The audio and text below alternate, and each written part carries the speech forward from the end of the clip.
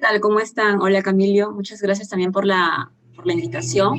Eh, Igualmente, desearles un muy feliz día a todas las mamis, tanto de humanos como de seres de cuatro patitas que nos están escuchando.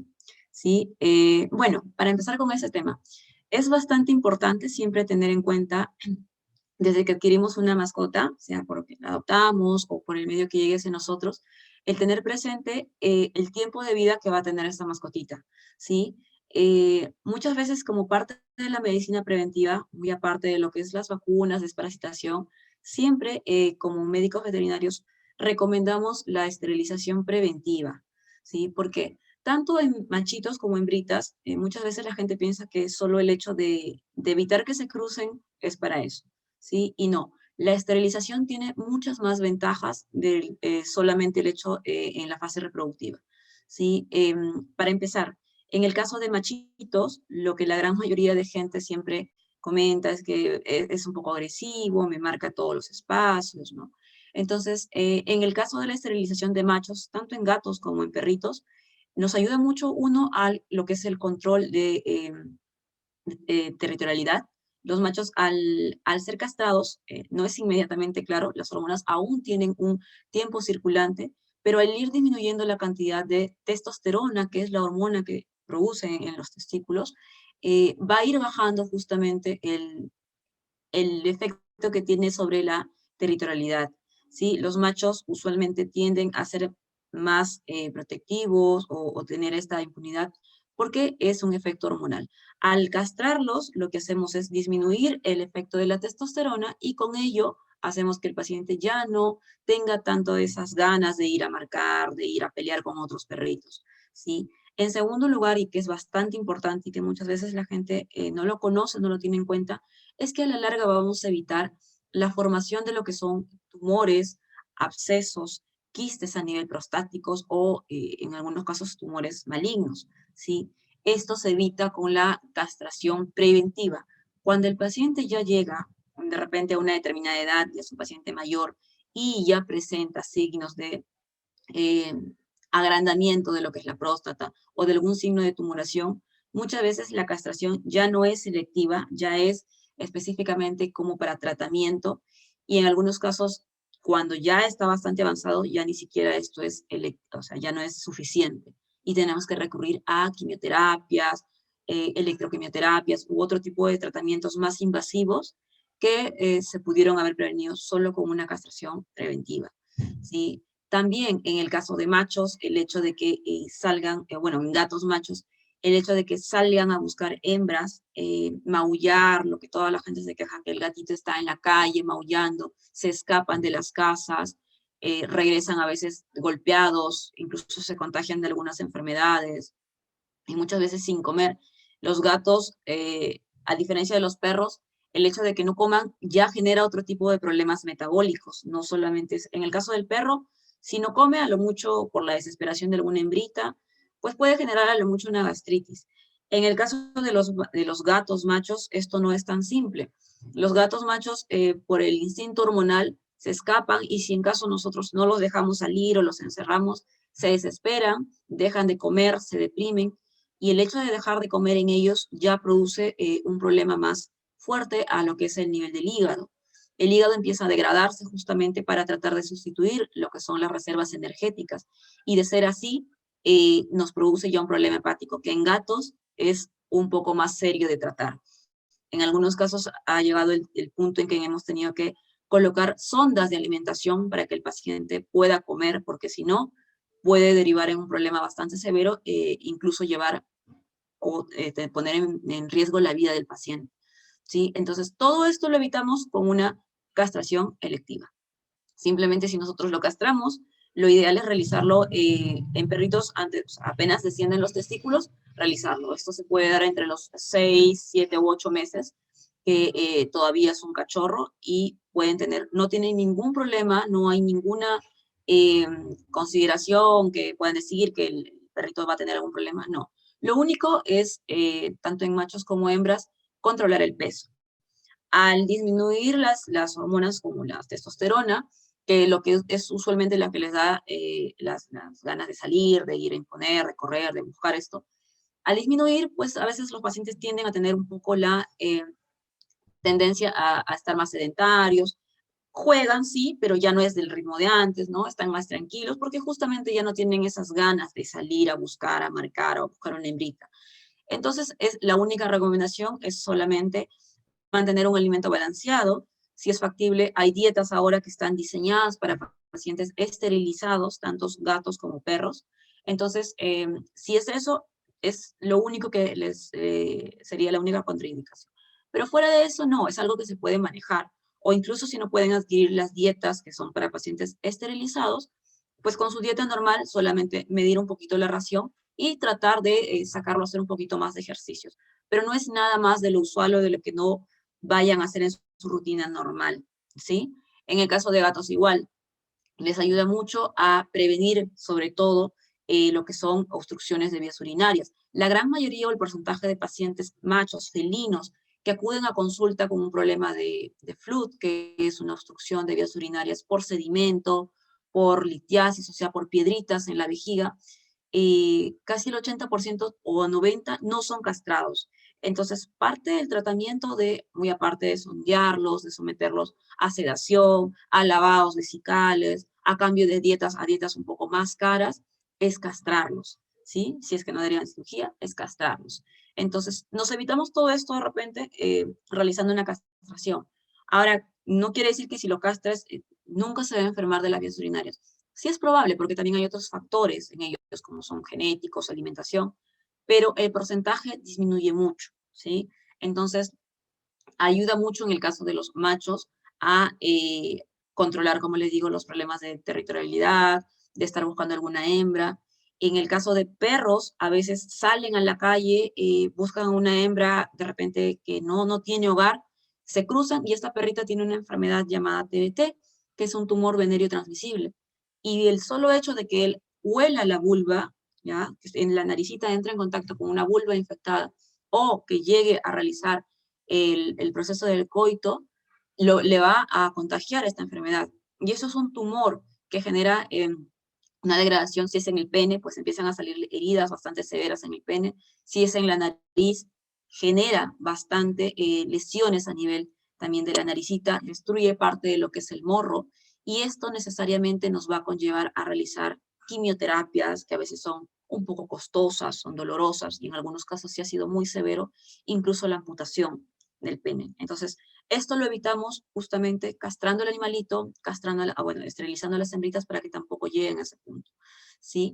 Ahora, en el caso de las hembras, ya, tanto en perritas como en gatitas, los beneficios quizás son un poco más notorios, ¿sí? En primera, obviamente, evitar el celo y evitar que estén en casa. Mucha gente se queja porque mancha, empieza a sangrar, mancha todo, tiene un olor un poquito más fuerte y hay mucha gente que le molesta ese olor, pero es parte del periodo natural. Ojo que esto no es la menstruación, como mucha gente lo cree, ¿no? No es su menstruación. Ellas no menstruan, por así decirlo, ¿no? El sangrado es un ciclo, es una parte del ciclo estral de las perritas que se da y es normal. En el caso de ellas puede durar, cuando son primerizas, incluso de 14 a 21 días. Y mucha gente se queja de que es mucho tiempo, que es excesivo, que tienen que estar limpiando la casa con un olor un poco más fuerte, pero es parte de su ciclo, ¿sí? Por eso es que se recomienda esterilizarlas antes del primer celo, y esto usualmente se da antes de los 6 meses, ¿sí? En el caso de gatitas, ellas no van a tener un sangrado como tal, pero sí van a mostrar signos como el del maullido, empiezan a maullar de una forma desesperada, inquieta, muchas veces todo el día, dejan de comer, se ponen en posiciones que están sobándose contra las cosas, y como comúnmente llaman, ¿no? Quiere macho, o sea, busca a un macho, y esto acá, a veces sin ni siquiera ver un macho cerca, pero hormonalmente, la carga hormonal de ellas es tan alta que vienen machos de otros lados, y es por eso cuando se juntan cerca de la casa. Entonces, ya no es tanto un problema de la misma gatita, sino que ya molesta a veces en la familia, y es un poco incómodo estarse retirando los gatitos. Entonces, para ello es mejor esterilizarlos. Dos, el segundo beneficio, muy aparte de esto, es que a la larga evitamos enfermedades que pueden comprometer la vida de la paciente, llámese piómetra, hemometra, que son infecciones que se dan a nivel del tracto uterino, o sea, de los cuernos, lo que nosotras serían trompas de falopio, ¿sí? Se puede conllevar a la presencia de pus o de sangre, ya pasado el ciclo estral. Muchas veces cuando las perritas pasan su época de celo, o sea, 7, 14 días, ¿no? En perritas de repente mayor a 2, 3 años, eh, obviamente, al haber mayor irrigación sanguínea, inflama todo lo que es el tracto uterino hasta la vulva. Esta, al estar más inflamada, genera el ingreso de bacterias, ¿ya? Y por todo el tracto uterino, ascienden por todo lo que es el cuerpo uterino y pueden llegar hasta los cuernos o lo que son las trompas, ¿no? En nosotros. Esto de acá, como todavía parte de los cuernitos están irrigados, están inflamados, genera que éstas se puedan adherir a ellas y empiezan a generar, en algunos casos, pus y en algunos casos un aumento de lo que es el sangrado, por así decirlo, y empieza a haber una colecta uterina.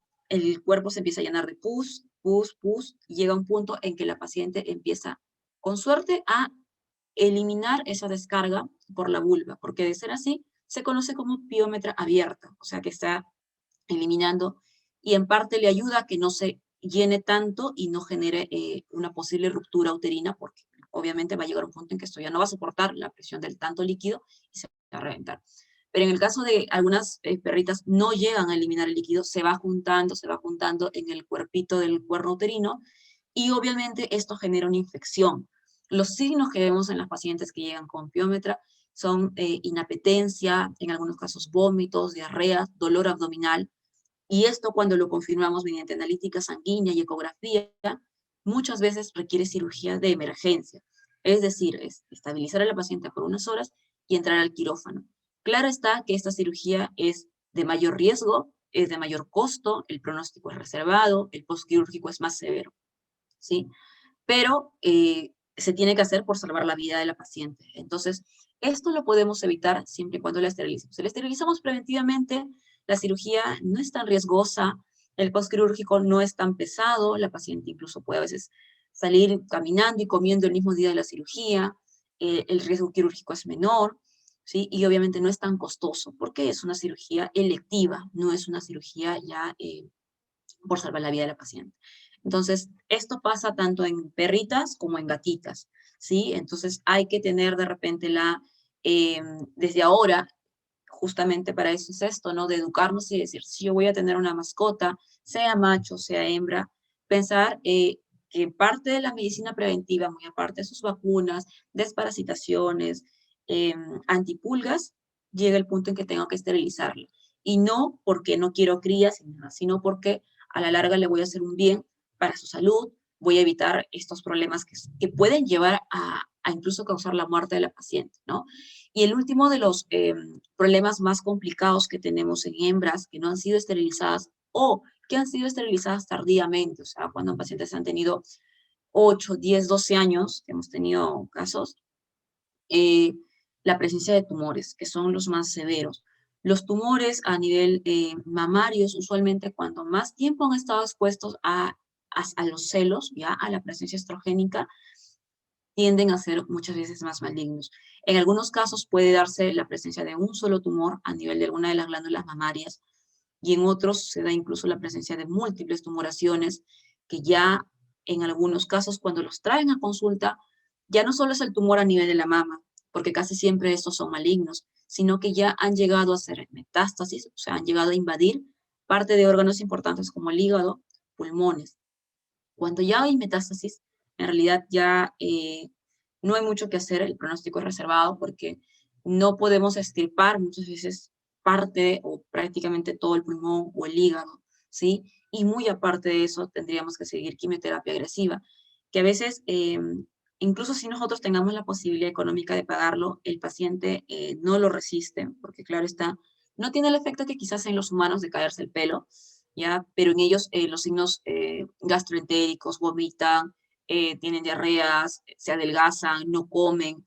Es bastante duro para un cuerpecito tan pequeño, es bastante duro, pero muchas veces es la única opción que tienen para intentar salvar su vida, ¿sí? En el caso de gatitas es igual, los tumores a veces, sobre todo en gatitas que tienen mucho pelo, hay gente que de repente no las palpan continuamente y no se dan cuenta, y cuando ya se dan cuenta es cuando el tumor está bastante grande, incluso fistulado, o sea, se ha hecho alguna concavidad y ha reventado, por así decirlo, llegan porque sienten un mal olor, porque está putrefacto, pero en realidad no es que la herida esté contaminada, y por más que lo intenten curar, esa herida no va a cicatrizar, porque no es una herida, es un tumor que ya se reventó, por así decirlo, y en ese caso el tratamiento es netamente quirúrgico.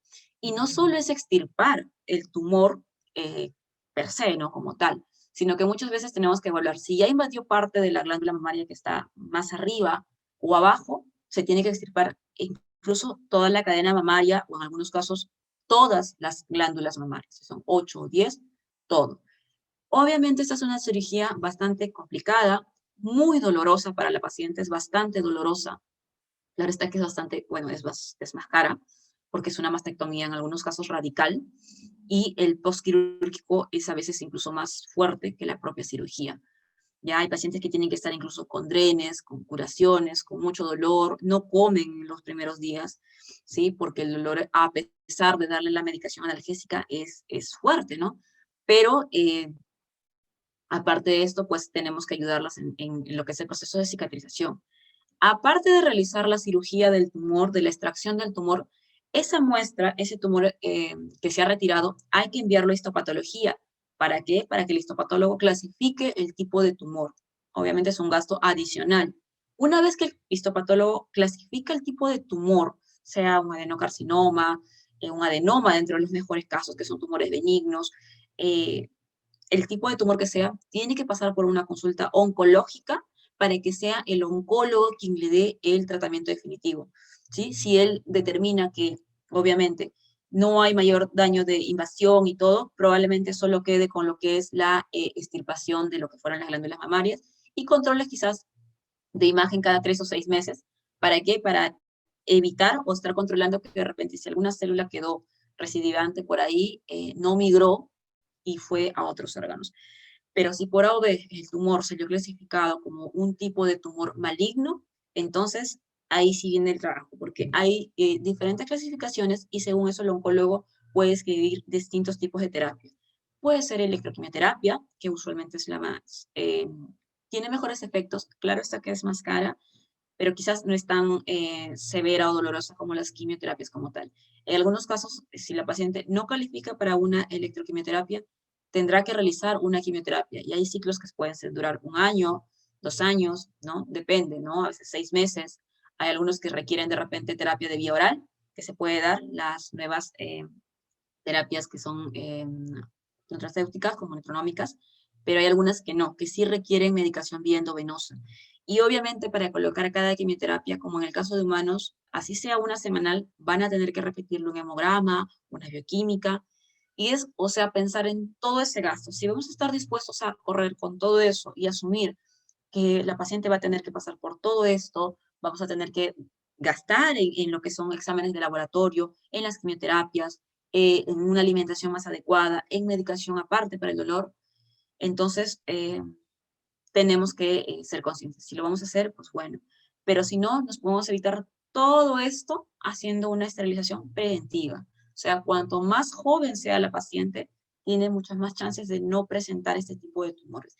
La literatura nos indica que cuando realizamos una OVH electiva menor a los 6 meses o antes del primer celo, el porcentaje protectivo es de aproximadamente un 98%. Quiere decir que las probabilidades de que ella genere un tumor a la larga van a ser muy, muy, muy pocas, ¿no? A menos que tenga una herencia genética o algo, pero es raro porque no tiene el principal componente que es el hormonal. Entonces va a ser un poco difícil de que la paciente genere a la larga ese tipo de tumores.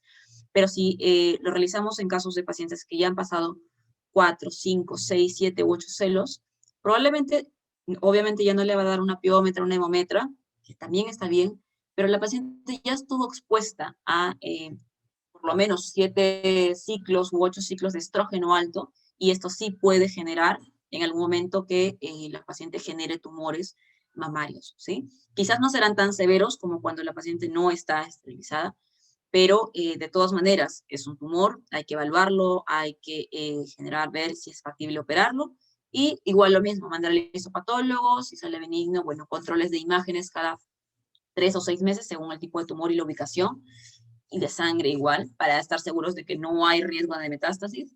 Y en el caso de que sí haya salido un tipo maligno, pues lo mismo, ¿no? Ir al oncólogo. Quizás ya no será tan severo, como le digo, un ciclo como tal, pero de todas maneras es todo un trajinar, llevar y exponer a la paciente, ¿no? Y en el último de los casos, ¿por qué esterilizar? Muchas veces hay pacientes o propietarios que comentan, bueno, se cruzó, le pongo la inyección que algunos médicos todavía colocan, particularmente yo ya eso no lo descarto, no lo uso.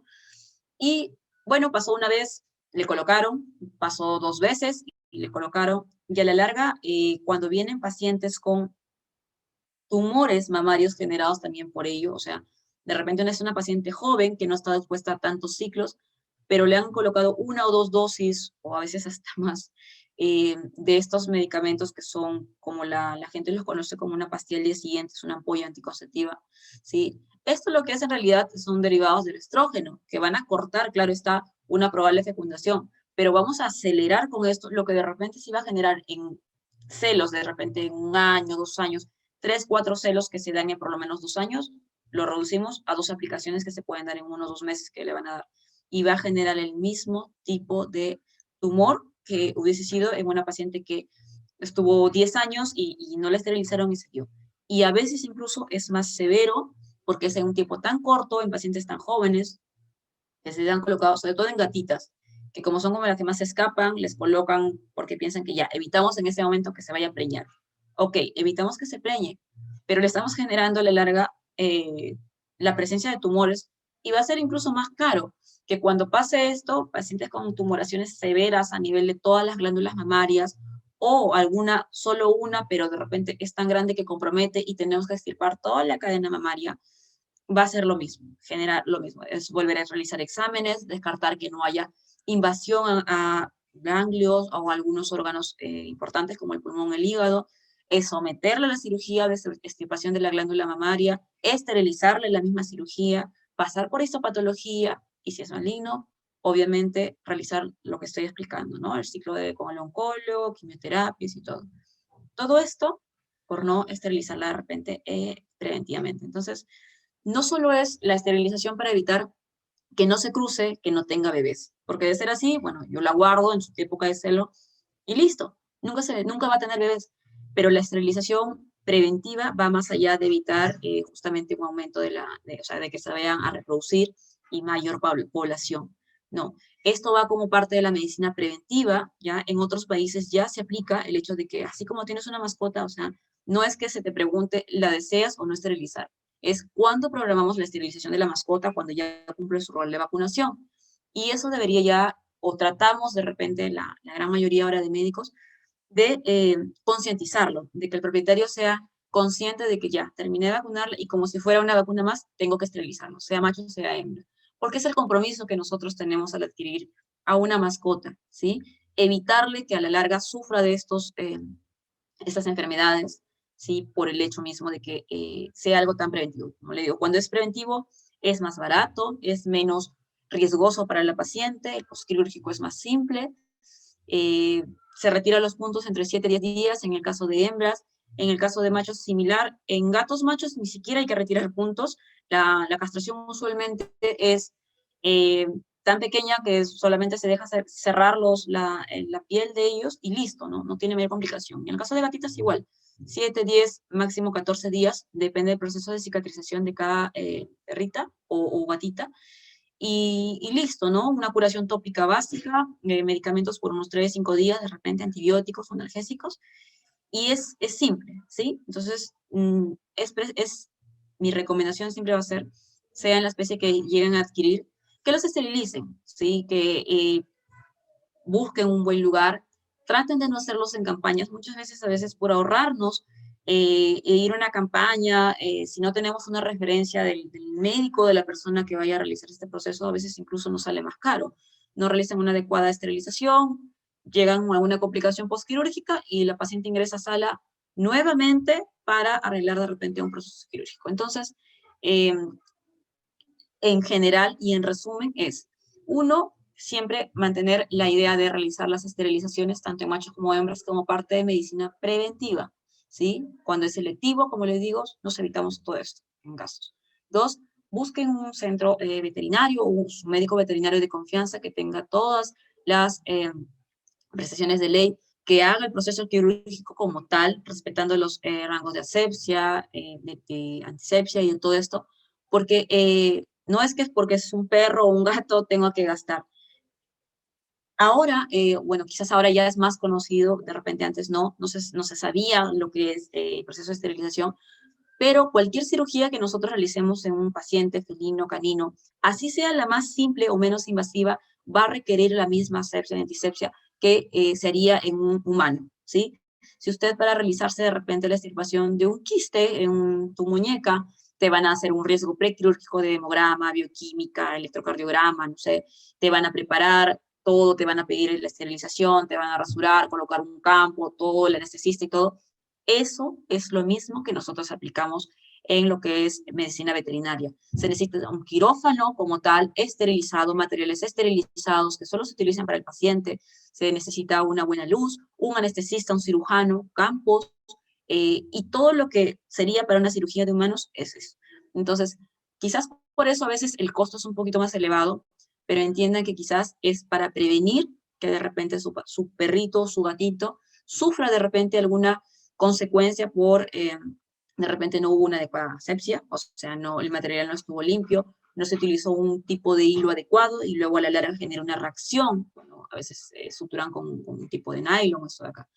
A veces por evitarnos los costos, tenemos que volver a reingresar y gastamos más. Entonces, busquen a su médico veterinario de confianza, ¿ya? Que siempre esté colegiado, que esté con todas las prestaciones de ley, que les explique el procedimiento, cómo va a ser la técnica quirúrgica. Ustedes están en todo el derecho de que se les explique, que sepan los cuidados post-quirúrgicos que van a tener con la paciente, acudan a sus revisiones cuando el médico les indique, una vez que los pacientes estén esterilizados, a retiro de puntos, y cuando ya les dé de alta, sigan como manteniendo su rol de repente de vacunaciones y todo. Eso es sobre todo lo más importante, ¿sí? Quiero que sigan eso de que no solo nos sirve para evitar que los pacientes se reproduzcan, sino que tiene muchas más connotaciones, más allá de lo que es la vida sexual como la gente piensa, ¿no? Sino que es para prevenir enfermedades que a la larga pueden conllevar a la muerte del paciente. ¿Sí? Creo que eso sería todo. No sé si tienen alguna duda, alguna pregunta, y si es así, pues muchas gracias por su atención y aquí espero para ver, responder sus dudas. Gracias, Cami. Muchas gracias, doctora Marilia. Aquí hay una pregunta. Si bien ha comentado usted sobre los temas de todos los beneficios, ¿cuáles son los riesgos o qué cosas hay que tener en cuenta? Porque si bien es una cirugía, ¿existen algunos riesgos? Hay que considerar algo con relación a la cirugía, algo que tengamos que preocuparnos como propietarios. Ujú.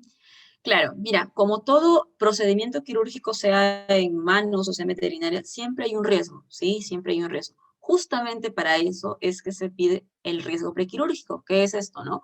Mínimamente un examen de sangre, un hemograma completo, una bioquímica completa y un electrocardiograma. ¿Por qué? En el hemograma puedo realizar o ver si es que el paciente no está presentando un grado de anemia, un proceso infeccioso, inflamatorio, de repente una baja de plaquetas que vayan a comprometerme, claro está, el proceso de coagulación al momento de realizar la cirugía. ¿Sí? En caso de tener alguna de estas alteraciones, lo primero que tenemos que hacer es estabilizar al paciente antes de planear la cirugía. En el caso de la bioquímica es importantísima, ¿por qué? Porque aquí justamente vemos lo que es la función renal, hepática, sobre todo, porque son estos órganos quienes van a soportar la anestesia.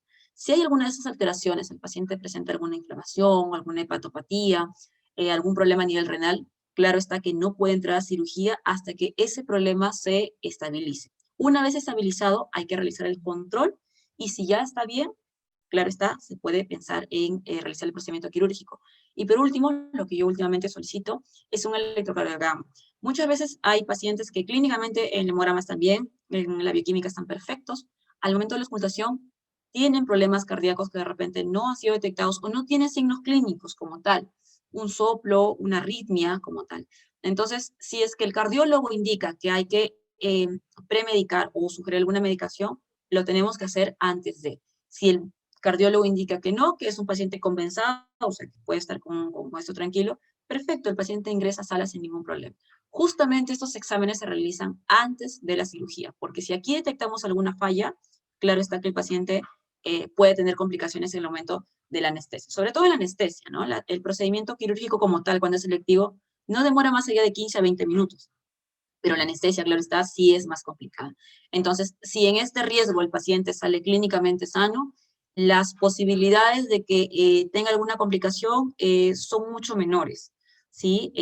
Pero claro está, si hay alguna complicación en estos exámenes, yo al menos lo que digo, no, tenemos que corregir esto, repetimos exámenes una vez dado el tratamiento para corregir esos problemas, y si solo todo sale bien, es ahí cuando recién programamos la cirugía. Porque claro, no es una cirugía de emergencia, estamos haciendo algo electivo y tenemos que verificar. Por eso es que se pide que para esterilizar al paciente mínimamente tenga las vacunas al día, porque con esto ya nos evitamos la probable infección de muchas de las clásicas enfermedades como tal.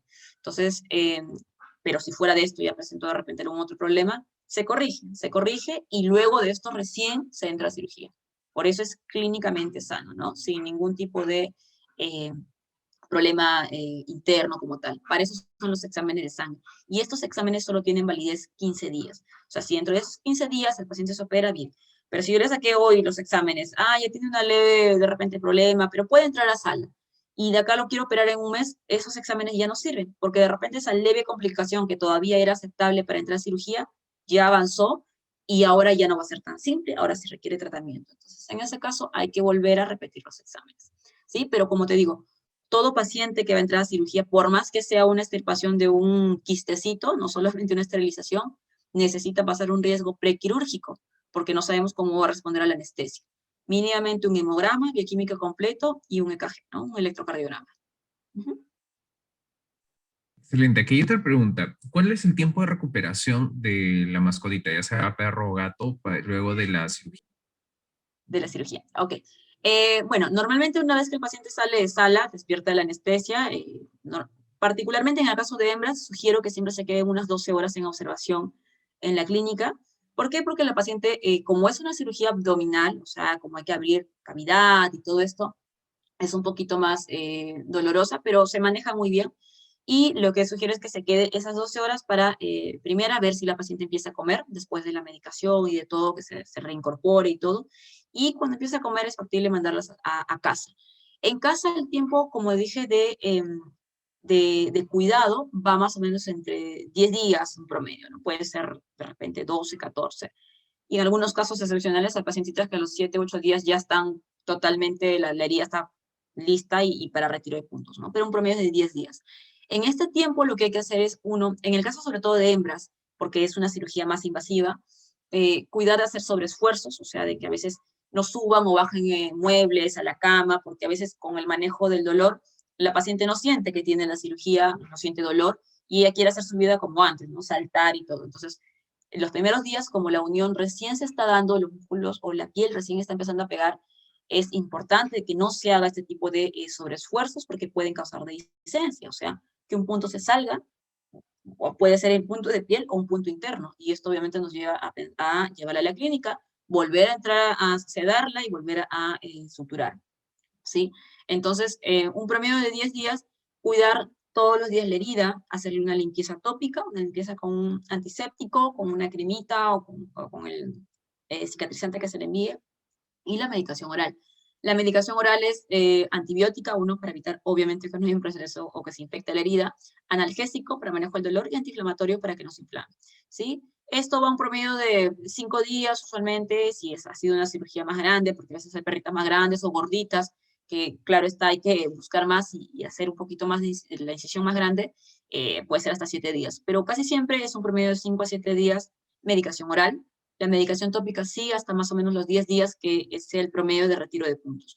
En el caso de machos es un poco más simple, al no ser una cirugía invasiva, o sea, no abrimos cavidad, sino que la cirugía, en el caso de perros, la incisión es arriba de los dos testículos, en la línea escrotal, ya se hace una incisión pequeña y por ahí se empujan los dos testículos, se abre la cápsula, se liga, se retiran los testículos y listo, por ahí se cierra, solamente quedan las bolsas escrotales.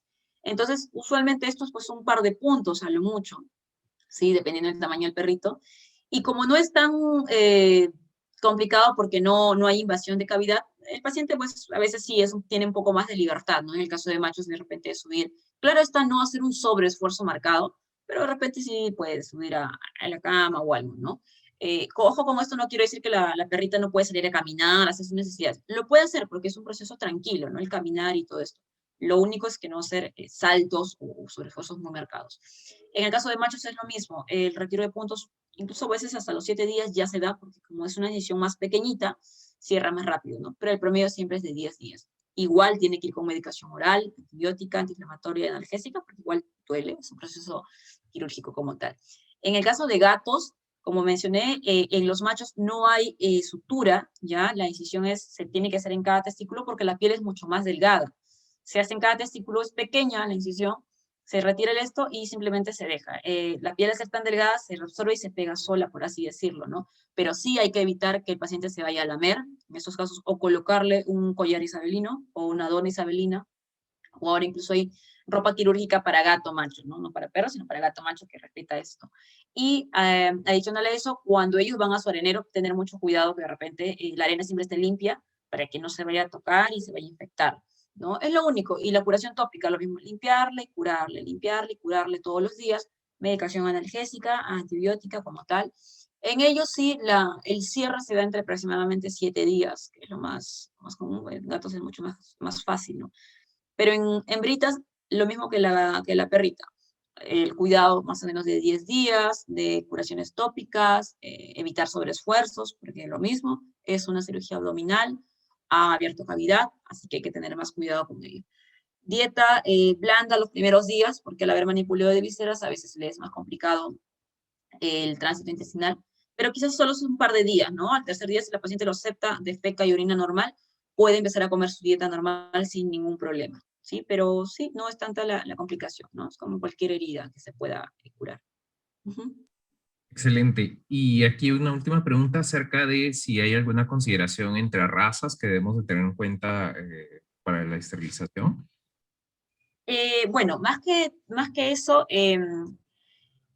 casi siempre los pacientes braquicéfalos, o sea, los que son ñatitos, ya llámese bulldog francés, inglés, Boston Terrier, Pekinés, Shih Tzu, las razas que tienen este tipo de nariz achatada van a tener más que un problema de la esterilización o sea, el proceso quirúrgico per se es con la anestesia. Usualmente en estos procesos siempre se sugiere que no, o sea, no es selectivo, que sea una anestesia inhalatoria. ¿Por qué? Porque obviamente al tener un problema de repente de respiración, que a veces no pueden respirar bien, la oxigenación a esos pacientes es un poquito más complicada de llevarla. Entonces, para estos casos se requiere la anestesia inhalatoria obligatoria, o sea, no electiva, o al menos yo no recomiendo que sea el tipo de anestesia que a veces hacemos endovenosa. En pacientes que son clínicamente sanos, que no tienen ningún problema respiratorio, como el proceso demora pues, 20 minutos, media hora lo mucho, eh, puede darse, ¿no? Siempre y cuando su riesgo prequirúrgico esté bien. Pero claro está, si es una paciente que tiene estas complicaciones, sea macho o hembra, se requiere o la sugerencia es que se haga siempre con anestesia inhalatoria. Porque al ir el gas, al ir directamente al pulmón, cuando nosotros por AV presenta alguna complicación, cerramos el gas y el paciente tiene el flujo de gas y de oxígeno, se oxigena el paciente y el paciente despierta rápidamente, ¿no? No tiene tanta complicación. Y de por sí, cuando colocamos los anestésicos, producen, obviamente, al sedarlos, anestesiarlos, una depresión respiratoria. Que un paciente normal, con un hocico o con una nariz normal, o dolicocéfalos, como se les llama, pues ellos pueden seguir aspirando normal. Pero un paciente que ya tiene una depresión respiratoria, de por sí ya tiene las naricitas un poco más cerradas, le va a costar más. Es por ello que necesitamos preoxigenarlos y oxigenarlos en el momento. Entonces, como tal, es más que todo el proceso anestésico, ¿no? Y claro está que si son perritos que tienen una envergadura o son más gruesitos como estos perritos, bulldogs sobre todo, eh, al ser más gorditos tienen más capa de grasa, sobre todo por las hembras, en esto. Entonces, a veces ahí sí puede generarse de repente una incisión un poco más grande y dos, que a veces se puede generar pequeños hematomas, ¿no? Pero no es algo que no se pueda manejar, ¿no? Le aplicas un antitrombótico como el iridoid y listo, es fuera de su medicación, todo, no cambia nada más, ¿no? Entonces, solamente sería eso, ¿no? De tratar de cuidar, más que todo, si estamos seguros de que vamos a hacer la esterilización, en el caso de ellos, asegurarnos de que utilicen anestesia inhalatoria, ¿ya? Yo sé que probablemente sea un poquito más caro, pero es más seguro para su paciente, el riesgo es mucho menor con ellos, y el proceso es lo mismo, o sea, la técnica quirúrgica no va a cambiar, es la misma que se va a aplicar, ¿no? Incidir y todo eso. Igual en el caso de machos, por el mismo proceso de sedación, y aunque el proceso es más corto en machos, una castración no te muestra más de 10 minutos, quizás, pero igual, tiene que estar anestesiado completamente, todo, y la misma asepsia y todo, pero de preferencia en estos casos una intubación para que el riesgo de que por A o B el paciente entre en apnea, o sea, que se le complique por su misma naricita o complicaciones como paladar elongado, que sufren mucho de estos pacientes, sea más fácil el auxilio del paciente, se despierta con el oxígeno y listo, no pasó nada, la cirugía se puede realizar otro día, pero el paciente se compensa, ¿sí? Entonces, sería más que todo eso, ¿no? Más que de repente por la elección de raza, la complicación en el acto quirúrgico es en la anestesia. Sí, solamente eso. Después, ningún otro paciente tendría que tener alguna otra complicación, ¿no? Ujú. Excelente, muchas gracias, doctora Marilia. Realmente nos deja un mensaje bastante claro que prevenir es mucho más, primero, económico, Así segundo, es. de prevenir muchas enfermedades, muchas consecuencias, ¿no? En nuestras mascotas y que finalmente algo muy importante que usted menciona es sobre que debe ser un profesional quien lo debe realizar, un médico veterinario calificado con todos los certificados necesarios para poderlo realizar.